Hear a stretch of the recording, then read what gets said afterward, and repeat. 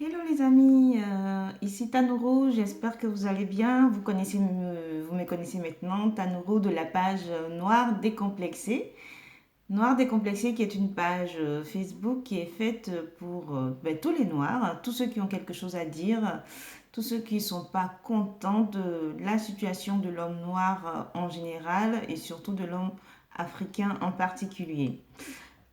Je suis ivoirienne d'origine, donc pour ceux qui savent maintenant, j'ai pas besoin de le dire à chaque fois.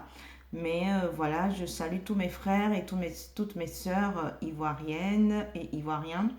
Et je leur dis courage pour tout ce que nous subissons, pour tout ce que ceux qui sont sur place en Côte d'Ivoire subissent. Et courage à tous les Africains, les panafricains, les pro-africains subissent à travers le sort des Africains en général. Voilà. Je vais aborder un sujet très délicat qui va être très rapide. Ce sujet consiste, je fais une sorte de vidéo-réponse à quelqu'un qui m'a littéralement agressé verbalement en inbox, quelqu'un que j'appréciais, que je trouvais que certaines de ses idées étaient nobles, étaient louables, étaient nécessaires pour la lutte, pour la libération du président Gbagbo. Mais c'est pas la première fois que quand cette personne ne comprend pas mes propos ou quand elle part trop vite en besogne et limite agressive devant sur les réseaux sociaux. Et moi, j'avais critiqué déjà ce fait-là que s'il y avait quelque chose à reprocher à quelqu'un entre nous frères africains, entre nous frères ivoiriens, ce serait bien de régler ce genre de problème en inbox. Et donc, chose, je pense qu'elle a respecté, et tant mieux pour elle, puisqu'elle m'a écrit hier pour me dire, j'ai fait un post sur le président Laurent Gbagbo. En fait, c'est même pas sur le président Laurent Gbagbo, puisque je n'ai même pas prononcé le nom du président Gbagbo. J'ai fait un post sur Facebook en disant, je ne savais pas que la CPI favorisait la polygamie ou instaurait la polygamie en Belgique et que je ne savais pas que la CPI était devenue une agence matrimoniale pour un regroupement familial, un rapprochement familial. Pourquoi j'ai dit ça? C'est un poste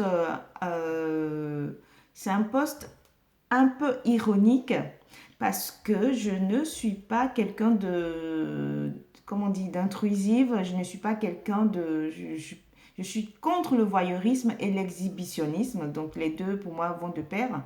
Et je ne suis pas une personne qui aime beaucoup se mêler de la vie privée des gens. Je m'en fous, en fait, en gros, je m'en fous, je m'en contrefiche de la vie privée des uns et des autres. Chacun fait ce qu'il veut avec, voilà. Du moment où il est entre ces quatre murs, il fait ce qu'il veut avec sa vie privée. Donc moi, je ne me suis jamais insurgée sur la vie privée de Monsieur Gbagbo. J'ai toujours soutenu quand sa femme était en prison, c'est-à-dire celle que tout le monde connaît, Madame Simone et Yves Gbagbo. J'ai eu à faire des erreurs de langage au niveau de mes vidéos parce que je me suis trop emballée sur une information que j'avais reçue très vite en annonçant peut-être la probable mort de Madame Gbagbo. Et j'ai eu droit à toutes sortes d'insultes et d'injures et j'ai assumé les conséquences. Et quand Madame Gbagbo a été libérée, je me suis excusée. J'ai fait mes plates excuses, j'ai fait une vidéo pour lui demander pardon. J'espère qu'un jour elle écoutera cette vidéo, ou si elle a déjà écouté la vidéo où je disais qu'elle était peut-être morte, j'espère qu'elle me demandera, elle me pardonnera, et j'espère qu'un jour elle écoutera ma vidéo où je lui ai demandé pardon pour ce fait-là. Mais c'est parce que j'étais inquiète pour elle. Et donc depuis lors, moi je me suis jamais mêlée de la vie du président Gbagbo. Moi, je ne sacralise pas les personnages politiques. Et moi, le président Gbagbo, ce n'est pas un sacré-saint. Je suis désolée pour ceux qui croient en Dieu. Pour moi, le président Gbagbo, c'est un symbole, c'est quelqu'un de charismatique, c'est quelqu'un dont on a besoin pour pouvoir redynamiser, une certaine éveiller une certaine conscience des jeunes gens, des populations africaines. Et pour ça, il incarne bien, comme on dit, ce symbole, il incarne bien cette lutte-là. C'est pour ça que j'ai adhéré à sa cause et c'est pour ça que je me suis mise, et ça va bientôt faire 2 ans, à commencer voilà, à parler de ça. Au début, je faisais que des posts jusqu'à ce que la revente ou la vente des Africains en Libye m'ait écœuré et j'ai commencé à faire des vidéos en ce sens-là. Donc, je ne suis pas quelqu'un d'intrusif, je ne me mêle pas de la vie privée des gens. Ce poste-là, c'était plus pour la CPI qui nous fait... la CPI, et quand je dis la CPI, derrière la CPI en général, je parle des Européens, des Occidentaux dans toute leur globalité, qui nous font des leçons. À chaque fois qu'il y a un souci, ils nous donnent des leçons de morale, d'éthique, sur la loi et tout. Et aujourd'hui, la leçon qu'ils nous donnent, c'est vraiment une leçon contradictoire par rapport à la libération sous conditionnel du président Gbagbo. Si Madame Nadi Bamba n'existait pas ou n'était pas dans la vie de Monsieur Gbagbo, qu'est-ce que la CPI aurait fait? Je vous pose la question. Si cette femme n'existait pas, qu'est-ce que la CPI aurait fait? Qu'est-ce que la CPI aurait fait? Tout simplement. Moi, c'est la seule question que je me pose. C'est parce que cette femme existe dans la vie de M. Gbagbo que Mme Bensouda a eu le culot de dire, pour empêcher ce monsieur qui a été acquitté, empêcher ce monsieur de rentrer chez lui pour des fins électorales présidentielles, pour ne pas que Ouattara soit mais complètement HS, parce qu'en Côte d'Ivoire, tout le monde sait qu'il n'a pas gagné les élections, qu'on lui a donné, c'est lui-même qui l'a dit. On l'a désigné en 2011, en 2010-2011, on l'a désigné. Donc, si le monsieur qui n'a pas gagné les élections est celui qui a vraiment gagné, on le libère pour qu'il entre et il dit « Moi, je veux reprendre ma place », mais il n'y a pas match, comme on dit chez nous, il n'y a pas match. Donc, la situation de monsieur Laurent Gbagbo, c'est une situation, je pourrais dire, c'est presque un viol forcé. Parce qu'après l'avoir enfermé pendant des années, on lui dit, mais au fait, tu es libre, mais pas vraiment libre. Tu vas aller à côté en Belgique, tu vas rester en Europe. Parce que tu as de la famille là-bas. Tu as un fils et tu as une autre femme là-bas. Donc tu vas aller rester à côté d'eux. C'est ta place là-bas. C'est-à-dire que lui, monsieur Gbagbo, il n'a pas le choix. On ne lui laisse pas le choix de choisir où il doit aller, vers qui il doit aller. Même le choix de réunir ces deux familles, on ne lui laisse pas ce choix-là. Et c'est pour ça, dans mon post, je dis, je ne savais pas que la CPI était pour la polygamie. Parce que la vraie femme de M. Gbagbo, si c'était pour faire un regroupement ou un rapprochement familial, la vraie femme de M. Gbagbo, la première femme, la femme légale, c'est Mme Simone Yves Gbagbo. Avec ses filles, avec ses enfants là-bas, à Abidjan, en Côte d'Ivoire, à Mossoul, ou peu importe, mais en Côte d'Ivoire. De quel droit la CPI décide à la place de ce monsieur avec quelle femme il va vivre jusqu'à nouvel ordre? Parce que c'est ça en fait. Est-ce que le fait d'avoir dit ça, ça veut dire se mêler de la vie privée de M. Gbagbo? Mais tout le monde connaît sa vie privée. Je suis désolée, tous les politiciens dans le monde, dès qu'ils fautent, dès qu'ils ont une femme, dès qu'ils ont une compagne, appelez ça comme vous voulez, une deuxième femme, une concubine ou je ne sais pas quoi, tout le monde est au courant. Sauf les Français qui réussissent à cacher ça bien comme Mitterrand ou Jacques Chirac. Mais tout le monde est au courant. Peu importe, ça finit par se savoir. Alors, il est où le problème? Parce que j'ai dit ça, on me dit oui, apporte les preuves, alors que tous les journaux en parlent. Je t'ai dit, mais ma chérie, je n'ai pas le temps pour t'envoyer des informations comme ça. Moi, je travaille 10 heures par jour, avec 3 heures de transport. Je vais chercher encore sur Internet, puis t'envoyer ça facilement comme ça. Il faut faire tes recherches. Tu m'as dit, c'est parce que je n'ai aucune preuve. que j'avance des choses. Je dis, bon, ben écoute, change d'interlocutrice pour aujourd'hui parce que j'ai une journée difficile, je suis fatiguée. Pour ça, tu me bloques. Mais ma chérie, je suis encore en vie. Tu me bloques, je suis encore en vie. C'est quoi le problème? C'est quoi ton problème? Tu as un problème personnel avec moi? Tu supportes pas ma tête? Mais il faut me le dire. Mais c'est pas ça qui va t'emmener là-bas, là où tu m'as emmené. Donc il y a un problème. Si nous-mêmes les Africains là, on est toujours prêts à dégainer à chaque fois que c'est un Africain qui ouvre la bouche. Mais toujours prêt hein, à dégainer, mais grave, à agresser tout de suite, bim! Sans se poser des questions, sans réfléchir, sans dire, mais qu'est-ce que tu as voulu dire par là? Et je précise en plus que c'est parce que j'ai eu les infos que j'ai pu le dire. Tu me traites d'affabulatrice. Je dis, ok, mais aujourd'hui, là, ce soir, là, hier soir, je ne veux pas parler avec toi, je n'ai pas envie de discuter avec toi parce que j'ai autre chose dans la tête. Je suis fatiguée de ma journée de travail. En plus, et là, il faut que je dorme. Si je ne dors pas, il faut que je sois calme pour pouvoir dormir. Quand on se confie à vous, c'est comme ça vous traitez les gens. Bam, tu me bloques. Mais libre à toi, ma chérie. Je ne te connaissais pas avant. Demain, je ne te connaîtrai pas. Si je te vois dans la rue, je suis incapable de te reconnaître parce que moi, je ne suis même pas physionomiste. C'est ça mon problème. Donc, qu'est-ce que tu as fait? Tu m'as enlevé quelque chose là? Mon corps, il y a une partie de mon corps qui a pourri ou qui s'est décomposé? Non. Libre à toi. Si ça peut te faire plaisir. Mais tant mieux. Tant mieux. Sincèrement, c'est tellement petit que je dis si je ne fais pas une vidéo sur ça et qu'après on traîne mon nom dans autre chose, c'est mieux que je fasse une vidéo pour expliquer un tout petit peu la petitesse d'esprit des gens. Les Africains, on est trop prêts, toujours pressés à dégainer, à agresser nos semblables. Mais quand on vous demande d'agresser des Arabes qui tuent vos familles, qui tuent vos enfants, qui tuent vos frères, de rendre œil pour œil, dent pour dent, de faire la loi du talion, il n'y a plus personne au rendez-vous. Hein. Personne. Zéro couille. Personne. Personne n'est là pour faire ça. Personne. Mais quand il s'agit d'agresser, si on dit tout de suite, prenez la machette, allez tuer un Africain là, vous êtes les premiers. Vous êtes les premiers, les Noirs. Donc, il va falloir revoir tout ça. Vous savez pourquoi? Parce qu'on vous a bien aliéné avec ça, là. On vous a bien aliéné avec ça.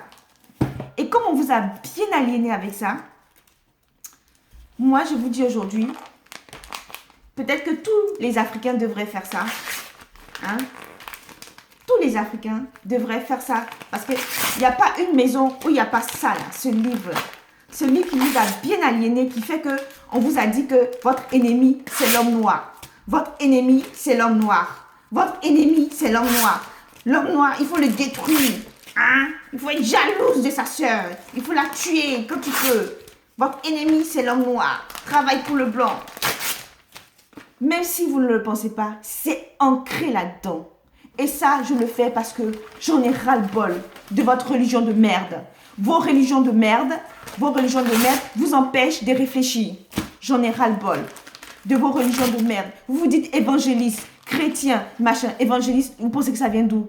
C'est la plus jeune religion. Ça a été inventé par les Américains pour abrutir encore les Noirs africains. Vous pensez que quoi? Vous pensez que quoi? Vous avez le monopole de la sensibilité? Vous dites chrétien et puis vous êtes les premiers à dégainer, à tuer vos frères tout de suite? C'est ça être chrétien? Mais si c'est ça être chrétien, changez de religion. Merde. Changez de religion. C'est pas ça une religion. Si c'est ça être chrétien, vous dites quoi? Vous êtes musulman? Vous êtes prêt à prendre la machette, des mitraillettes pour kalachniquer les gens, hein? Pour tuer des gendarmes, égorger les gendarmes? Vous vous appelez musulman? Le Coran, si j'avais le Coran, j'aurais déchiré comme je déchire la Bible. Le Coran, la Bible, toute cette merde-là, ça vous a bien encrassé le cerveau. Et aujourd'hui, vous êtes bêtes comme des moutons. Vous pouvez rien faire sans être agressif, sans réfléchir, sans se dire, mais pourquoi elle réagit comme ça? Vous ne pouvez rien faire. Hein? À cause de cette Bible-là, j'ai envoyé des images des frères africains qui s'est réveillé en Afrique, qui déchiraient des photos de Jésus-Marie.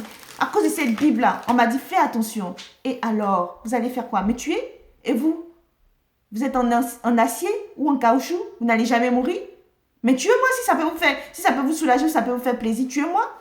Moi, je vous dis que ça, vous devez enlever ça de votre tête. Ça vous abrutit. Ça vous abrutit. Ça vous abrutit la Bible. La Bible, là, je vous dis, il y a ma famille qui ne me parle pas aujourd'hui. Alors, c'est pas vous, là, les gens que je ne connais pas, que j'ai découvert sur Facebook, qui allaient me bloquer et puis ma vie va s'arrêter. Ma famille, mes tantes, mes oncles qui sont prêtes ne me parlent pas aujourd'hui. Des gens qui me boycottent ne me parlent pas aujourd'hui à cause de ma position. Vous pensez que c'est vous là qui allez me faire arrêter ça, qui allez me faire peur parce que je vous dis que vous êtes dans des religions de merde qui vous encrassent le cerveau, qui vous empêchent de vivre, qui vous empêchent de réfléchir. C'est ça que vous appelez le panafricanisme? Le panafricanisme, il commence par déjà ouvrir le cerveau, à choisir où on veut aller, où va son intérêt. Et votre intérêt, il n'est même pas en Afrique, c'est ça le pire. Votre intérêt n'est même pas en Afrique. Il y a combien là qui peuvent aller dire je vais acheter un terrain pour faire ça en Afrique? Il y a combien? Parce que l'Afrique ne vous appartient même plus. Ça appartient à tous les êtres humains de la Terre, sauf à un Africain. Ça, vous devez commencer à réfléchir. Quand on tue vos frères, on les surine, on les pique au couteau dans les Maghreb, il n'y a pas un couillon pour dire mais moi aussi je vais faire la même chose au premier arabe que je trouve dans mon pays qui fait le malin, je le surine aussi et comme ça ils vont voir œil pour œil, dent pour dent, comme ça ils vont vous respecter. Il n'y a pas un seul homme qui a fait ça jusqu'à présent là. En février 2019 là. Moi, j'ai pas encore entendu qu'il y a un Africain qui a suriné, qui a égorgé ou bien qui a piqué au couteau un Marocain ou un je ne sais quoi, un Arabe ou un Mauritanien qui emprisonne ou qui esclavagise encore des Noirs. Il n'y a pas un. Et ils sont où nos présidents africains là, les sans-couilles? Il n'y a pas un. Les sans-couilles, il n'y a pas un. Alors, la CPI, ce qu'ils ont fait à Gbagbo, ce n'est pas de l'emprisonnement, c'est priver quelqu'un de toute liberté. Ils sont mal placés pour le faire. Ils nous disent que la polygamie, c'est interdit. Et qu'est-ce qu'ils font? Ils encouragent la polygamie. Et ça, je parle de ça. Et ça, j'ai insulté la maman de quelqu'un. C'est parler de la vie privée de Gbagbo en disant ça. Alors que tout le monde sait que sa vie privée est dehors. Et c'est sur moi que tu vas venir te venger. Non, mais il y a un problème là, ma chérie. Il y a un problème là. Il y a un problème de distance, il y a un problème de priorité quand même. D'objectif surtout. J'ai insulté Gbagbo, j'ai insulté la CPI dans ce poste-là. Réfléchis bien avant de parler aux gens. Réfléchis bien. Et quand quelqu'un te dit que je ne peux pas te parler ce soir, il faut respecter ça. Tu ne sais pas ce qui se passe dans la vie des gens. Tu crois que tu es la seule qui a le monopole de parler mal? Tu crois que tu peux parler mal à tout le monde? Mais moi aussi, je peux te parler mal. J'ai 43 ans, tu as quel âge? Tu as quel âge pour me parler comme ça? Je ne suis pas ta gamine, je ne suis pas ton enfant. À cause de Facebook, tu vas me parler comme ça? Non, mais il faut arrêter. Il faut arrêter. Avec vos religions de merde là, ça vous fait quoi même? Quand vous dites que vous êtes croyant, vous croyez en Dieu là, et puis vous ne faites même pas le minimum. C'est-à-dire écouter les gens, respecter la vie des gens. Quand vous n'écoutez pas ça, quand vous ne respectez pas la vie des gens, comment on appelle ça? Quand vous n'écoutez pas la vie des autres, les propos des autres, ça veut dire quoi? C'est être tolérant ça? C'est être chrétien? C'est être chrétien? Si c'est être chrétien, changez de religion. C'est ce que je suis en train de vous dire. Des gens qui vous ont tué, qui vous ont malmené, qui vous ont esclavagisé, qui vous ont vendu. Ils sont venus avec leur idéologie, soi-disant religion, pour vous imposer ça. Et vous êtes là, vous avalez ça jusqu'à présent, avec tous les livres, avec tout ce qu'on vous a donné comme information. Vous ne lisez pas, vous êtes assis sur vos fesses et vous attendez, vous êtes sur les réseaux sociaux et vous attendez que l'information arrive à vous. Non mais il faut vous réveiller. Si vous voulez avoir les vraies informations, il va falloir aller les chercher. Aller les chercher vous-même. Faire un effort. C'est ça qu'on appelle s'ouvrir. C'est ça qu'on appelle s'éveiller. C'est ça qu'on appelle être réveillé. Il va falloir aller les chercher les informations parce que ce n'est pas là-dedans que vous allez trouver l'information qui vous dit que vous êtes des abrutis et que les Noirs, ils sont faits pour être exploités. Les Noirs, ils sont faits pour être exploités. Non, allez dans le code noir, c'est marqué dedans. Et le code noir, ça a été bien véhiculé par la religion catholique chrétienne. Merde. Moi, je m'appelle pas mouton. pour avaler, découvrir ça et puis continuer à faire, continuer à être chrétienne. Vous avez quoi dans la tête? Vous avez quoi dans la tête? Votre Bible là? Ça là? Ça? Ça? Ça vous empêche de vivre. Alors poubelle. Poubelle. Poubelle avec le feu. Hein? Poubelle avec le feu. Ça vous empêche de vivre. Ça vous empêche de réfléchir. Ça vous empêche de connaître les priorités pour votre peuple. Ça vous empêche de connaître les priorités pour vos enfants. Ça vous empêche de vivre. Ça vous empêche de vivre. Donc, vous parlez d'éducation, refonder l'éducation en Afrique. Ça commence par ça. À foutre ça à la poubelle, à mettre du pétrole dessus et à mettre du feu dessus. Coran, Bible, Torah, pour moi, c'est la même merde. Si ça ne vous plaît pas, venez me tuer. Si vous êtes en caoutchouc, vous n'allez jamais mourir, eh bien là, je dis chapeau. Là, vous avez réussi. Si ça ne vous plaît pas, venez me tuer. Si ça ne vous plaît pas, bloquez-moi. Tous ceux qui ne supportent pas ce que je viens de dire là. Bloquez-moi. Sincèrement, vous me rendez service. Parce que je ne peux même pas gérer mais tellement j'en reçois. Bloquez-moi. Bloquez-moi. Parce que oui, je suis une sorcière. Oui, je suis une sorcière. Moi, j'aime pas le bonheur des Africains. Bloquez-moi. Poubelle la Bible. Poubelle. Poubelle. Voilà ce que j'en fais de votre Bible. Que cela vous serve de leçon. Arrêtez avec votre cerveau comme ça, là, petit comme ça, de moineau. Parce que ça réduit votre cerveau encore plus. On te dit, ouais, si on te gifle là, tu donnes l'autre joue. Donnez votre joue, continuez à donner votre joue. C'est pas votre joue seulement, ils vont faire plus que ça même. Et vous allez demander encore. Continuez. Si c'est ça être panafricain, si c'est ça être solidaire, continuez. C'est très bien. Vous êtes sur la bonne voie pour aller être esclave. Encore une fois. Continuez. C'est très bien. Vous êtes sur la bonne voie. C'est très bien. Ben voilà, moi je le soutiens. C'est pas pour sa tête, hein. C'est pas parce qu'il est beau, hein. C'est pas parce qu'il est grand, je m'en fous. Ou pas parce qu'il est bêté et que je suis moitié bêté. Je m'en fous de ça. Je le soutiens parce que c'est la seule personne, là en ce moment, en Afrique, qui peut défier ces gens-là qui exploitent les autres. Et on a besoin de 10 comme ça, même pas 100. On a besoin de 10 comme ça sur le continent africain pour pouvoir s'en sortir. Et vous êtes, oulala, les couilleux, quand ça peut avoir les couilles sur vos frères et sœurs africains, noirs, vous êtes champions. Vous êtes où là pour dire ce qu'il faut ou pour agir. Parce que assez de blablabla. Pour agir. Agissez. On agresse vos enfants, on les tue. Vous n'agissez pas. On tue vos frères, vous n'agissez pas. Alors, c'est quoi le problème? Vous allez venir vous foutre des gens comme ça tout le temps sur les réseaux sociaux. Vous allez trouver un nouvel amusement. Mais moi, j'ai passé l'âge de jouer dans le bac à sable, moi. Enfin, bref. Je crois que si Dieu existe, il comprend ma position. Et c'est même pas que si Dieu existe, parce que moi, la religion, pour moi, la spiritualité, pour moi, c'est Dieu. C'est pas une religion, c'est pas une idéologie, parce qu'une religion reste une idéologie pour moi. Point barre. Voilà. Une idéologie pour endoctriner les gens et pour, maîtriser, dominer les plus faibles. Voilà, pour moi, la définition de la religion. Sur ce, bonsoir.